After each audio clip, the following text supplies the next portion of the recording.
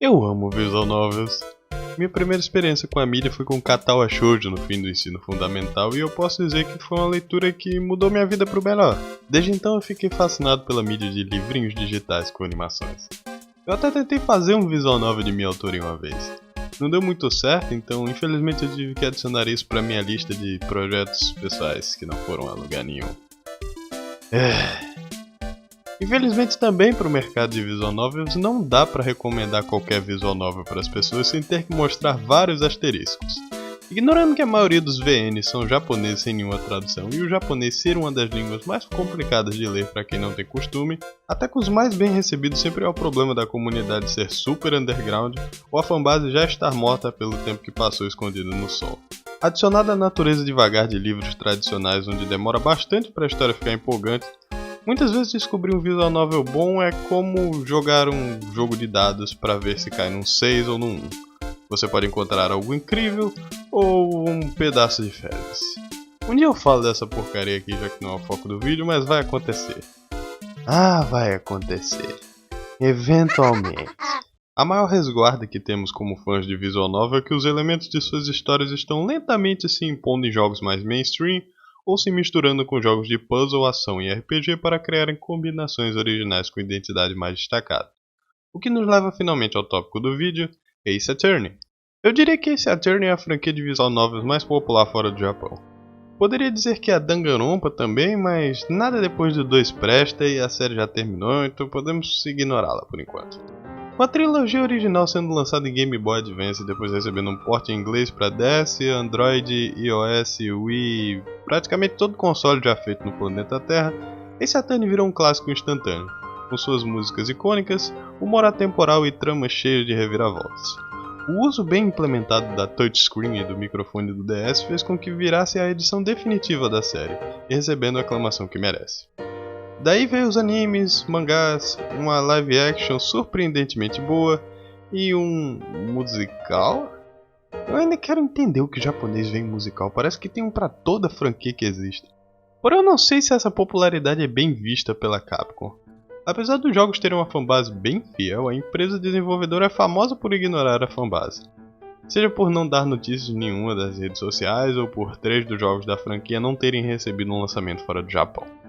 Muitos fãs não conseguem entender o motivo disso, ainda mais quando houve uma época que esses jogos eram lançados quase anualmente. Será que se olharmos a série de perto com uma lupa é possível achar um motivo para o ocorrido? Apesar da série ter o tamanho que tem agora, Ace Attorney realmente não precisava de uma sequência antigamente. Trials and Tribulations teve o final perfeito, fechando o arco do Phoenix Wright com chave de ouro e implicando que o jovem advogado finalmente poderia fazer uma carreira solo sem se sentir dependente de seus assistentes. Mas com o boom das vendas do porte de DS, eles tiveram que dar o braço a torcer e fizeram Apollo Justice em 2007. Engraçado mencionar que o jogo só veio para o Japão em abril de 2007. 4 meses antes de Trial and Tribulation sair para o DS do Japão, o que me faz pensar como deve ter sido a experiência de comprar o 4º jogo da franquia e ver o Phoenix Wright mendigo sem nem ver o que aconteceu com o resto da história. Cadê todo mundo? Sumiu! Em termos de qualidade eu não vou mentir que considero a ovelha negra da série. Claro, é um jogo competente em termos de ter gráficos, ambientações e às vezes trilha sonora melhor que o original. Mas a história foi nada menos que uma bagunça. Diz muito da sua obra quando o tutorial é unanimamente considerado a melhor parte do seu jogo. Além de terem os 2 casos mais chatos e irritantes da série, sério, não me faça comentar quantas vezes eu tive que ver esse clipe do caso 3. Também possui o promotor mais fraco da série que é tão passivo que devia ser seu assistente. E uma trama geral tão complicada e idiota que fez os próximos jogos tropeçarem em si mesmo até o final. A ideia principal da história é ter o Phoenix Wright perder o emprego e 7 anos depois um novo protagonista aparece para limpar o sistema quando o nosso herói do passado falhou. Ok, eu tô vendo que o jogo está insinuando a guerra por procuração entre o Fênix e o mentor do Apollo, Christoph. Um que parece moral e não é, porém tem contato com Apollo versus um estranho que parece amoral e não é. Legal, então vamos ver como isso vai se desenrolando. Pera aí. Acabou? É só isso? Agora eles são amigos? A gente tá no primeiro caso. E depois, o que vai... Não, peraí. Não leva pra esses casos filler, não. Eu não ligo pra banda do Clavier. Nem pra esse cara do miolo. Não! Me leva de volta pra história! Não!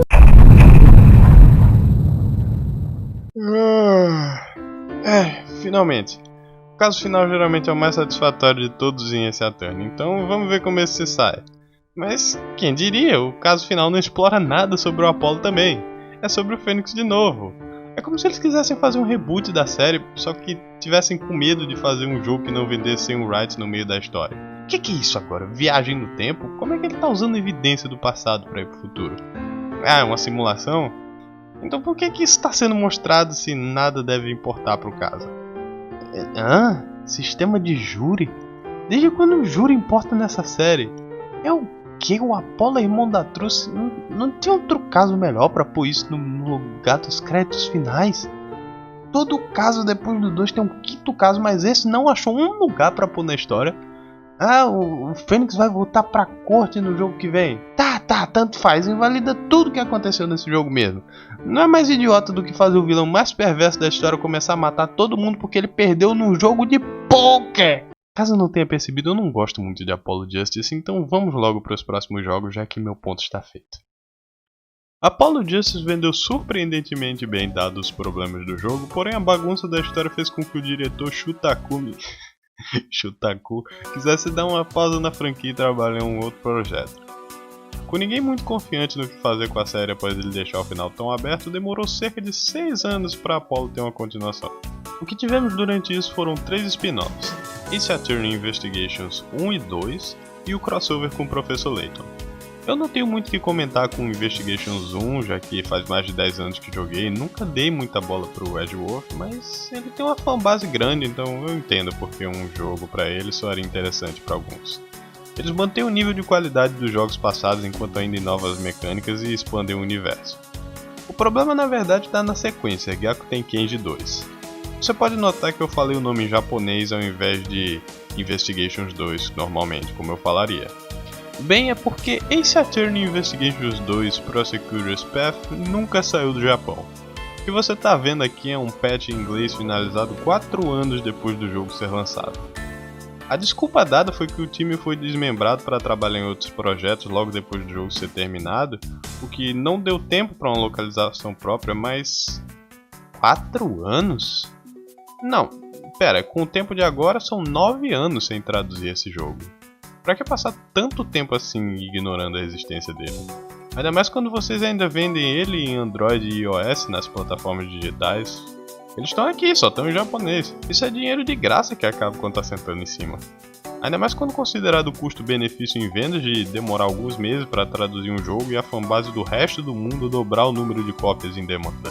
Deixar Gyakuten Kenji 2 foi um grande escorrego da Capcom, mas desde que isso não se repetisse não seria um problema, né? Bem, vamos pular para 2012. Voltando para a série depois de trabalhar em Ghost Trick Phantom Detective, joguem esse jogo também, por favor, ele é muito bom. Takumi, não eu, o diretor da série, retornou para escrever um spin-off dessa vez, um crossover entre Professor Layton e Phoenix Wright chamado, bem, Phoenix Wright vs Professor Layton. Título original, eu sei, mas eu não tenho muito do que comentar do jogo de novo. Ainda mais porque Professor Layton é outra caixa de minhocas com sua própria história e problemas de localização e continuidade, então só vamos falar que o jogo é bom. A soundtrack tem remixes lindos e orquestrados das duas séries, traduziu perfeitamente o formato das duas franquias para 3D, só que o jogo é 70% Layton e 30% Wright ao invés de um meio a meio mais equilibrado. Tanto em termos de gameplay quanto história, e isso inclui os plot twists ridículos que Professor Layton geralmente tem. Eu só não digo que é o mais ridículo de Ace Attorney, porque em termos de Ace Attorney, Apollo Justice ainda existe. O que importa aqui de verdade foi a decisão feita para os projetos futuros da franquia. Takumi de agora em diante ficaria em cargo dos spin-offs, enquanto Takeshi Yamazaki, o diretor dos spin-offs do Edgeworth, cuidaria dos jogos principais. Uma troca de papel que com certeza deu mais liberdade aos dois como escritores. No caso de Takeshi, ele fez Dual Destinies em 2013 e Spirits of Justice em 2016. Apesar de atingir os padrões esperados da série e até superá-los em alguns quesitos, um problema que começa a esgueirar sua cabeça feia na série é o fanservice. Ao contrário de outras séries da Capcom, Ace Attorney tem integridade suficiente para não usar waifus ou mulher pelada como um ponto de venda no marketing. Mas por não ter isso, eles têm que chamar a atenção de consumidores de alguma forma, e como eles fazem isso? Através do fanservice e da nostalgia. Dado que os jogos que não se chamavam Phoenix Wright não vendiam tão bem, eles sentiram a necessidade de pôr o nome do boneco em todo o jogo. Até hoje tem gente que acha que o nome da série é Phoenix Wright. Não é, gente, é esse até. Como se não bastasse isso, grandes pontos de marketing do jogo foram o Phoenix voltando a ser advogado e a Maya Fey aparecendo apesar de ter sumido uns 3 jogos atrás. Isso não seria um problema se não ocupasse grande parte da história, enquanto ainda tentando se encaixar com a história nova que eles estão tentando contar em cada jogo. Veja só, faz 11 anos desde o primeiro Ace Attorney nesse ponto, tanto dentro como fora da história. A série é muito nova para ficar apelando para nostalgia assim, enquanto ainda estão no meio de um soft reboot, mas eles precisam arranjar alguma forma de vender para o pessoal que só jogou um dos primeiros jogos de forma segura. Ah, olha só, um dos personagens antigas, ela deve ter mudado muito com o tempo fora de... não, é a mesma coisa de antes, só que ela só tá em 3D agora. A parte mais engraçada disso tudo foi que eles adicionaram uma advogada nova, a Athena, e conseguiram estabelecer a personalidade dela e terminar o arco da história em apenas um jogo. Enquanto nesses mesmos 2 jogos, o Apollo teve outras 2 backstories inventadas por uma continuidade retroativa. Pior, o Apollo vai embora da firma do Phoenix no último jogo para morar em outro país, sem nem o Phoenix contar quem é a mãe e a irmã dele. O que, eles vão esperar um outro jogo para revelar tudo? Será que até lá eles decidem se o Phoenix é o gênio confiante de Apollo Justice ou o novato saco de pancadas da primeira trilogia? E cadê o detetive Gumshoe? Eu não tô nem aí que a Emma tá com o emprego dos sonhos dela, eu quero ver o meu verdão do miojo de volta também. Ainda assim, com a qualidade dos jogos tendo lá em cima, esse Attorney continuava a cair em vendas, e a gota d'água mesmo foi Gyakuten Saiban Dai em 2015. Sendo o novo spin-off do Shutakumi sobre o trisavô do Wright sendo o primeiro advogado do Japão, as expectativas estavam altas quando eu joguei o jogo, eu não vou mentir. Só que elas explodiram no momento que eu liguei o jogo. A única comparação que dá jus a esse título tão bonito seria Steel Ball Run de JoJo.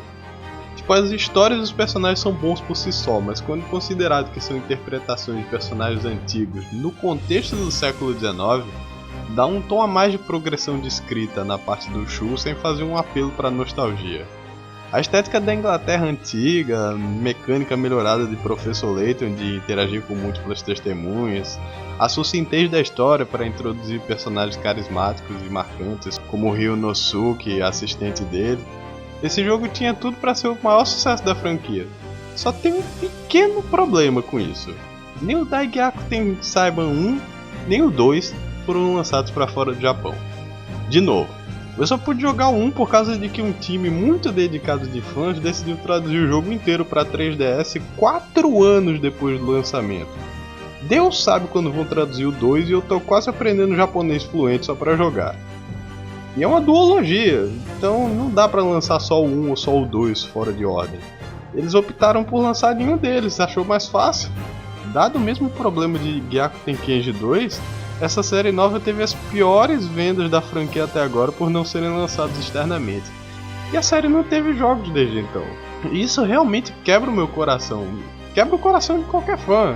Dessa vez a Capcom nem inventou desculpa, sabe? Eles só ficaram em silêncio sobre a localização do jogo. O que é? Por causa da localização do jogo, perder a ilusão de que, na verdade, a franquia não se passa no Japão e sim na Califórnia? Bem, eu nunca gostei dessas localizações que tiravam a tradução original e jogos como Yakuza já provou que o mercado internacional não tem preconceito com cultura japonesa. A gente consegue ver um jogo que não faz parte do nosso país, ainda mais a gente que é brasileiro, né? Então não faz mal tentar só uma vez algo fora do comum. Eu também ouvi que a desculpa é por ter o Sherlock Holmes, mas o Holmes é de domínio público desde 2010. Ainda assim nada impede de chamar ele de Sherlock Holmes ou trocar o nome dele por algo assim. Direitos autorais nunca impediram a Turma da Mônica de ir longe. Eu duvido que o Maurício pagou para todos esses personagens no quadrinho. Eu nunca encostei em nada relacionado a Sherlock Holmes, pra você ter uma ideia, e eu ainda adorei a história. Com certeza tem algum jeito de burlar copyright se você trocasse os nomes. Mesmo se os jogos viessem pro ocidente, ainda não dá pra ignorar a decadência em venda dos jogos em geral. E mesmo com eu focando em cima de todos os problemas da série, eu não acho que nenhum desses são motivos pra abandonar ou não gostar da série mais, quando ela é compensada por centenas de horas de conteúdo bom. Então se o problema não é a série em si, qual é o problema então? E se for hora de admitir que visual novels não tem mais valor pro mercado gigante de hoje? Querendo ou não, jogos indie de baixo orçamento, tanto aqui quanto no Japão, não são mais limitados a livrinhos animados com fotos de anime. O mercado é mais refinado e específico, que agrada jogadores e leitores mais cultos e nichas, enquanto os videogames normais puxam para mercados maiores e casuais. Afinal, se você for uma pessoa que nunca jogou um videogame na vida antes, qual desses jogos aqui parece mais interessante para você? Esse?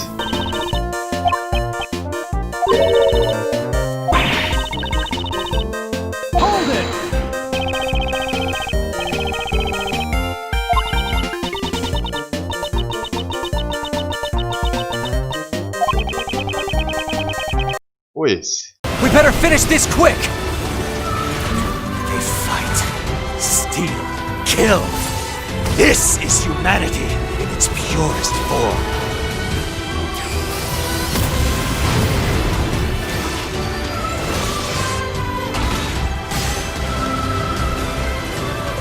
Claro que a resposta vai ser diferente para cada pessoa, mas um desses parece mais videogame tradicional do que o outro. Outra coisa também que me deixa preocupado é a mania da Capcom de manter suas propriedades intelectuais em refém devido à cotação de vendas. Os fãs de Devil May Cry e Mega Man sabem bem do que eu tô falando. Ah, o jogo deu lucro sim, mas já que não atingiu o número de vendas que a gente queria, a gente vai dar uma arquivada na série e não trazer ela de volta até... não sei, até lembrarmos que ela existe de novo. Deu certo com Devil May Cry, já que o 5 foi o mais vendido e bem recebido da franquia. Depois de lançar quase todas as franquias de Mega Man na Steam também, a gente teve Mega Man 11, Mega Man X9, ZX3 ou Legends 3, que é bom nada, mas uma coisa de cada vez, né? É bem possível que esse Saturn ganhe um jogo novo graças aos fãs novos vindo pra série, dado que a trilogia veio pra Steam ano passado também. Mas é aí que eu puxo a má notícia das cobertas. Em julho desse ano, Takeshi Yamazaki deixou a Capcom e não irá trabalhar mais pra série futuramente. Como não temos notícia do Shutakumi de nenhum jogo faz 3 anos, eu tenho medo do que isso pode significar para a indústria de visual novel no geral. Não só para esse Atane, porque parece que estamos vendo o pôr do sol do gênero inteiro. Porque Danganronpa acabou, Zero Escape acabou, pelo visto de uma forma não muito boa. Steins Gate fez sucesso, mas aí o anime fez o pessoal esquecer que visual novel existe. E a sequência de Valhalla vai ter que passar pelo inferno para sair por causa dos desenvolvedores serem da Venezuela.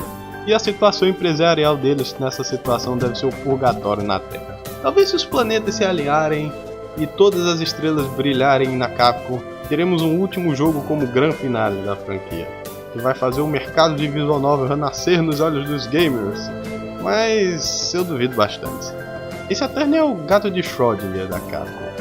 Enquanto não sair jogos novos, a série está viva e morta ao mesmo tempo. Como se isso fosse acontecer. Que monte de...